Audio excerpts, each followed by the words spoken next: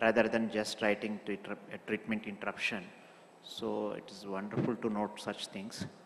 Now I invite Dr. Milind and Dr. Chinmay on the dais. Any questions are there? Well, I'm waiting on efavirenz. If they develop toxicity to nucleosides, we may have to stop the drugs, planned intervention. In such case, efavirenz also to be stopped immediately. So is it advisable to continue efavirenz with some other drug, PI drug or something, to prevent NNRTI mutation at a later stage? Can you follow me? Did you understand? FDC, tenofovir, lamivudine, efavirenz. To whom are you addressing the question, sir? To Sanjay Pujari. What is the question? Can you repeat your question, please? Okay. In government setup, we give FDC for the patients. FDC. And FDC fixes the combination. Tenofovir, lamivudine, efavirenz. Okay. If sometimes they develop nucleoside toxicity, okay, for example, bone marrow density is reduced in tenofovir, or lactic acidosis, life-threatening, or something else connected with the nucleosides. So we are stopping all three drugs together. So exposing the patient to the efavirenz resistance or something at a later date. In such scenario, what shall we do?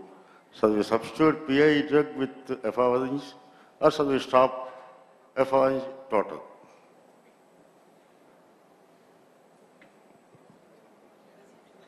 Yeah, I think the question is important because in the public sector you may have limited repository of drugs. So if a patient comes to, and again it depends on what's the severity of the adverse event. If you have an AKI secondary to tenofovir, then you're going to stop all the drugs together for the patient because you're going to manage that acute event right now rather than trading it off for the risk of developing an NRTI resistance in the future. But if a patient has a mild adverse event and you want to basically stop these medications, I would rather in my clinic substitute the offending drug with another drug. For example, if it is a tenofovir associated Fanconi, then I would perhaps switch the tenofovir to abacavir in my patient population rather than stopping all the medications together.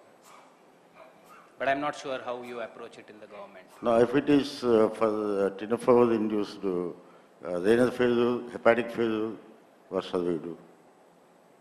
Hepatic toxicity, nucleoside toxicity.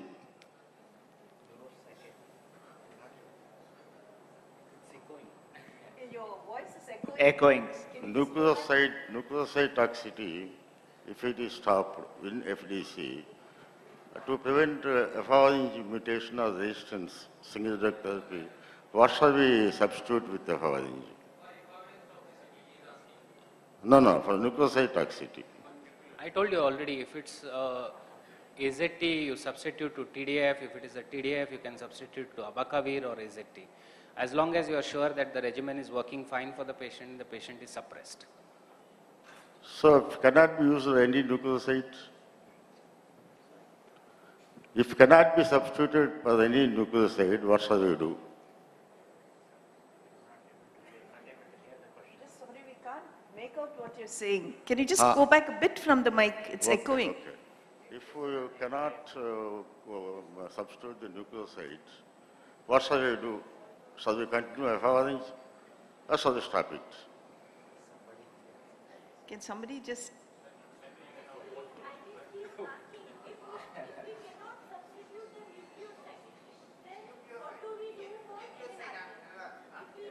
That's what I mean.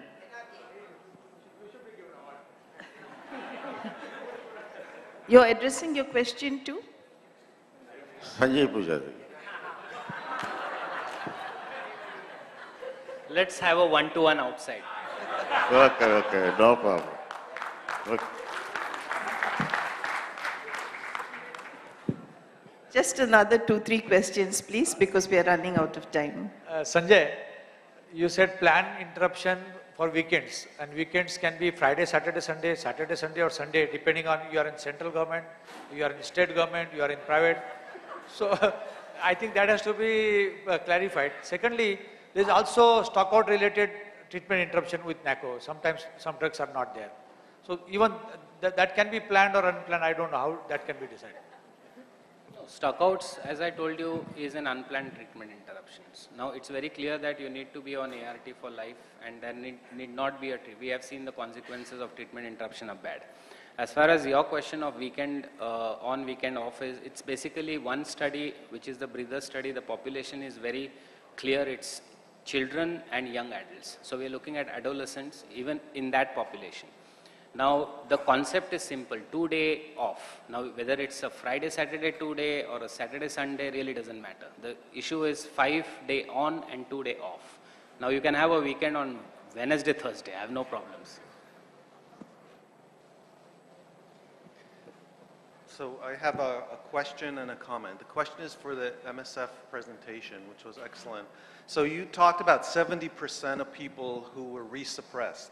So I wanted to ask, how long have you followed them, and can you say if this is sort of sustainable? And the other related question is, could you identify any differences between those who were and were not suppressed, whether you had access to any genotypes before, and whether these were just people that were not taking their medications and did not have any resistance before, as opposed to people who actually had resistance to these medications and then resuppressed, and then the question of how long they were followed. That's the question. The comment is to Dr. Pujari. So one other option of unplanned treatment interruption is sort of a chaotic, unplanned event, unplanned treatment interruptions. And we looked at such circumstances in Kenya after the violence that was after an elections, where people just couldn't get to clinic and were basically not able to take any medications. And we looked at long-term outcomes of that and compared people who had and did not have treatment interruptions 2 years after that event, and the people who had this unplanned treatment interruption and were resumed on the same treatment failed significantly more than the others, supporting your final conclusion.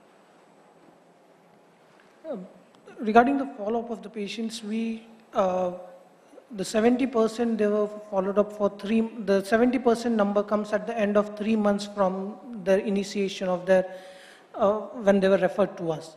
So once a patient is referred, that's the time we start, and after 3 months we check for the, after baseline viral load and 3 months of enhanced adherence counseling and on second line regimen. At the end of third month we do a repeat viral load, and that's where the 70 and the 30% have been differentiated. We do have access, so after this 3 months, for all those who had not been suppressed, we had done the genotype. Not all, some had earlier genotyping. Some patients actually had a substantial amount of time that they were taking darunavir or raltegravir or some third line regimen, so we actually could not shift them back to a second line. So we continued a third line regimen for such patients.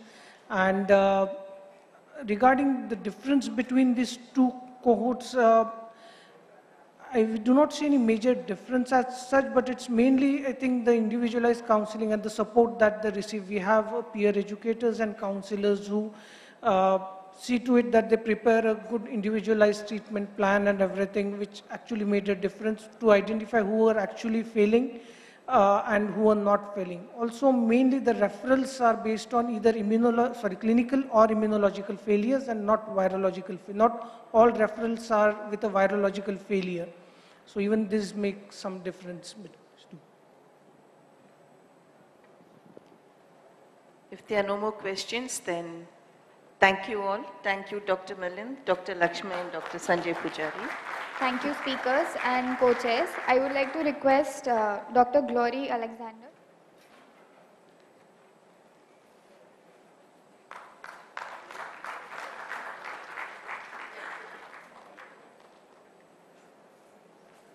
I would like to request Dr. Murugesh Pastapur to kindly felicitate Dr. Sanjay Pujari with a